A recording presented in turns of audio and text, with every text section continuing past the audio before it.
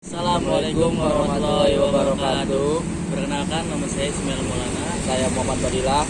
Di sini kita akan menjelaskan materi pertemuan dari materi pertama hingga materi terakhir untuk memenuhi tugas mata kuliah perilaku konsumen.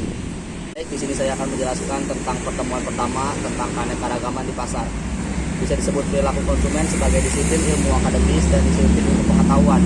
Secara umum, perilaku konsumen yaitu proses atau aktivitas yang berhubungan dengan pencairan, pemilihan, dan pembelian suatu produk atau jasa untuk memenuhi kebutuhannya. Konsep pemasaran dibagi menjadi 3 bagian. Yang pertama adalah menentukan kebutuhan target pasar. Yang kedua adalah menentukan keinginan dari pasar pesaing. Yang ketiga adalah memberikan fokus kepada kepuasan pembeli. Etika pemasaran dan bauran pemasaran. Seperti yang kita ketahui bahwa bauran pemasaran dan marketing mix meliputi harga, promosi, tempat, dan produk dengan kaitannya dengan etika pemasaran.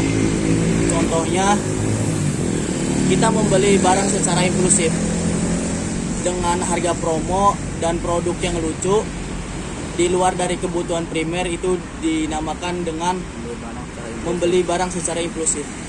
Bab 2, riset konsumen. Riset konsumen dikembangkan sebagai riset pemasaran. Riset konsumen memfokuskan pada penelitian apa yang akan kita lakukan. Terdapat 2 metode penelitian yang bisa kita gunakan. Yang pertama, metode penelitian kuantitatif, dan yang kedua adalah metode penelitian kualitatif. Metode kuantitatif ini bersifat deskriptif dan digunakan oleh para peneliti untuk memahami berbagai masukan terhadap konsumen, sehingga memungkinkan para pemasar tanda kutip meramalkan perilaku konsumen. Baik, sini saya akan menjelaskan tentang metode penelitian kualitatif. Teknik ini dilakukan dengan cara pewawancaraan yang terlatih, dan pewawancara juga menganalisis temuan-temuannya. Dengan demikian mereka lebih cenderung subjektif, dan teknik ini bisa digunakan untuk menemukan gagasan baru untuk melakukan kampanye promosi. Bab 3, segmentasi pasar. Segmentasi pasar adalah proses membagi pasar dengan irisan-irisan konsumen yang khas ataupun dengan kebutuhan atau sifat, dan kemudian memilih satu elemen atau lebih dengan bauran pemasaran yang berbeda. Sebelum segmentasi pasar diterima secara luas, kita melakukan bisnis dengan konsumen dengan melakukan promosi-promosi yang menarik. Dan selanjutnya akan dilanjutkan oleh Fadil. Baik, di sini saya akan menjelaskan strategi segmentasi pemasaran. Strategi segmentasi pemasaran dilakukan oleh perusahaan untuk menciptakan positioning yang meliputi strategi segmentasi demografis, strategi segmentasi geografis, strategi segmentasi psikografi, dan perilaku konsumen. Strategi segmentasi pemasaran ini untuk mengetahui target pasarnya siapa dan tempat yang kita gunakan strategis atau tidak, dan lain sebagainya. Bab 4, motivasi konsumen. Motivasi konsumen adalah keadaan di dalam diri seseorang yang mendorong keinginan individu untuk melakukan kegiatan-kegiatan untuk mencapai tujuan. Yang kedua ada kebutuhan dan sasaran. Kebutuhan dan sasaran akan saling bergantung dan tidak akan eksis sendiri bila tidak ada yang lainnya. Tetapi kesadaran orang terhadap sasarannya itu tidak sebesar kesadaran orang terhadap kebutuhannya. Contoh, misalnya anak-anak yang umur belasan tahun tidak menyadari kebutuhan sosialnya, tetapi tidak mungkin juga ia mengikuti klub fotografi untuk menemukan teman-teman yang baru. Dan tujuan motivasi konsumen diantaranya itu mempertahankan loyalitas, terus memperkuat antara produsen dan konsumen. Baik, selanjutnya bab 5 tentang kepribadian dan perilaku konsumen. Apa itu kepribadian? Kepribadian adalah suatu satuan yang utuh dari berbagai macam sudut pandang yang mencerminkan seseorang terhadap lingkungannya. Ada 3 sifat kepribadian. Yang pertama, kepribadian mencerminkan perubahan individu, dan yang kedua, kepribadian konsisten dan bertahan lama, dan yang ketiga, kepribadian dapat berubah. Baik, selanjutnya yaitu teori Freud dan Sigmund Freud yang mengaitkan dengan dasar pemikiran kebutuhan atau dorongan yang tidak didasari. seperti dasar biologis, yaitu seperti motivasi dan kepribadian manusia.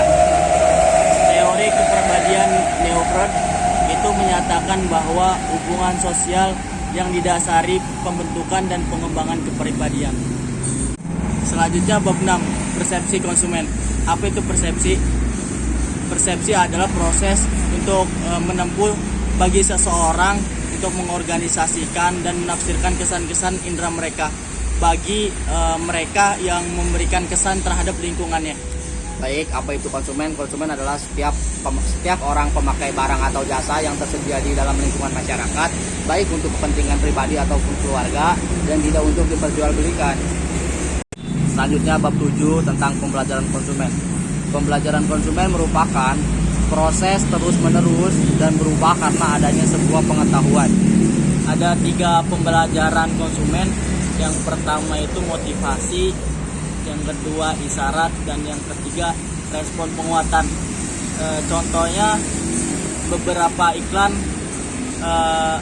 seperti pembelajaran, halnya merek. Selanjutnya bab 8, pembentukan dan perubahan sikap konsumen. Apa itu sikap?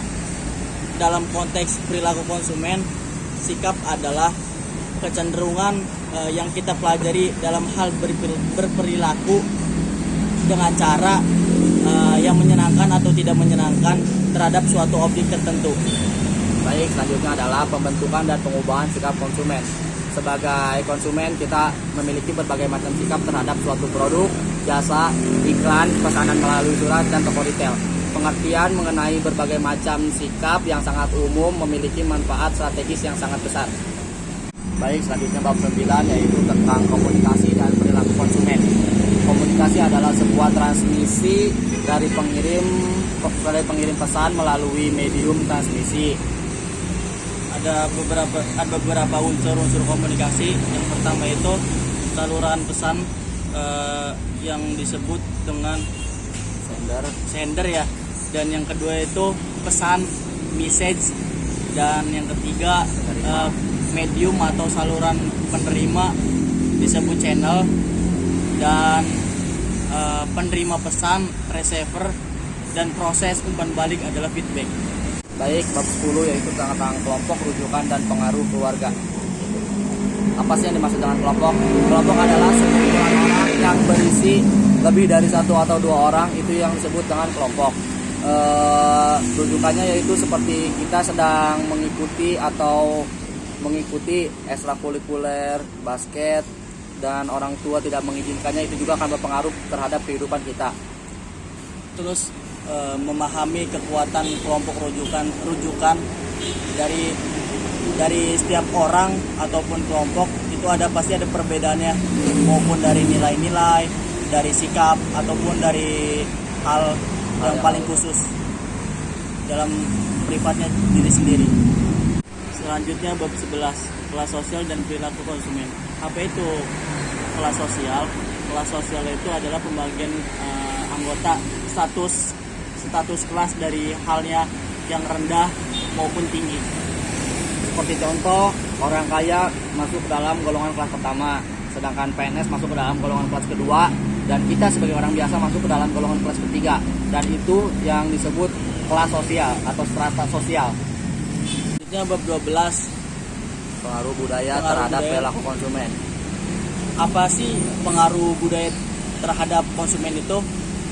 Merupakan jadi seseorang itu berinteraksi antara dua maupun kelompok, bisa jadi terpengaruh dengan budaya, dengan bersosialisasi. Contohnya itu seperti perayaan ulang tahun, ya, ritual macam dukun-dukun itu ya. Ritual yang khusus lah. Iya, khusus. Bab 13, subudaya dan perilaku konsumen. Apa yang dimaksud dengan subudaya?